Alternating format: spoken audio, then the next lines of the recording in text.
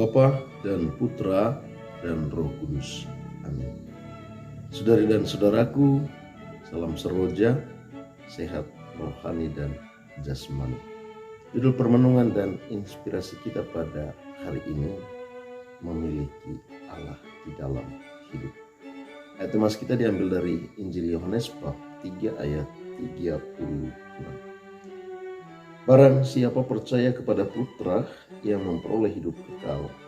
Tetapi barang siapa tidak taat kepada Putra, ia tidak akan melihat hidup, melainkan murka Allah tetap ada di atasnya.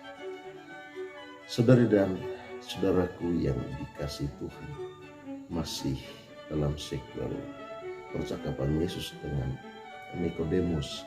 Yesus menjelaskan bagaimana hubungan dia dengan Bapa, bagaimana hubungan Kristus dengan Allah. Menerima Kristus berarti menerima Allah. Karena itu barang siapa percaya kepada Kristus memperoleh hidup yang kekal.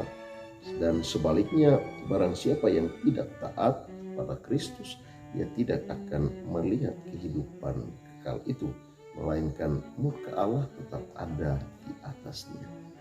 Yesus hari ini mengingatkan kita, saudari dan saudara, bahwa kita semua yang percaya kepada Kristus hendaknya memiliki Dia di dalam hidup.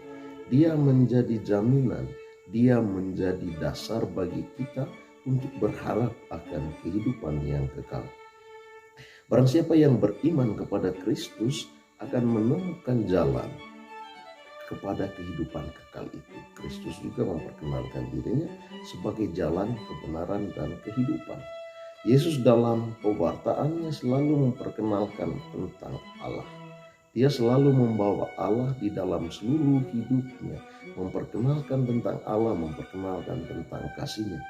Karena itu orang-orang yang percaya akan mengalami kasih Allah itu, akan memiliki Allah itu yang telah diwartakan oleh Yesus, telah diwartakan oleh Putra Tunggal Allah sendiri. Sedangkan orang yang tidak percaya akan pewartaan Kristus tidak akan menemukan itu, tidak akan memiliki Allah di dalam hidupnya. Orang-orang yang menolak untuk percaya kepada Yesus, menolak untuk melihat jalan kebenaran itu, menolak untuk memiliki Allah di dalam hidupnya. Ini bukan tentang orang di luar sana, tetapi ini tentang orang-orang yang percaya itu sendiri. Kita sendiri, para pengikut Kristus sendiri. Kita dalam kehidupan kita sehari-hari seringkali juga tidak menunjukkan bahwa kita sungguh-sungguh percaya kepada Kristus. Kita tidak sungguh-sungguh memiliki Allah di dalam kehidupan kita. Karena itu kita tidak menunjukkan bagaimana hidup sebagai orang yang memiliki Allah di dalam kehidupan sehari-hari. Kita lalai untuk menjalankan tugas-tugas kita sebagai pengikut Kristus yang sejati. Kita tahu apa yang harus kita lakukan, tapi justru kita tidak memilih untuk melakukan apa yang harus kita lakukan. Ini adalah hukuman kekal bagi orang-orang yang seharusnya tahu apa yang dilakukan tetapi tidak mau tahu, dan kemudian tidak melakukan apa yang semestinya dia lakukan di dalam kehidupannya untuk memperoleh hidup yang kekal. Semoga dalam masa Paskah ini kita tetap setia sebagai pengikut Kristus, menjalankan tugas-tugas dan panggilan kita, melihat Kristus, mengalami Kristus, mengikuti apa yang telah dilakukan oleh Kristus, menghadirkan Allah dan memiliki Allah di dalam kehidupan kita. Semoga Tuhan memberkati kita. Marilah berdoa.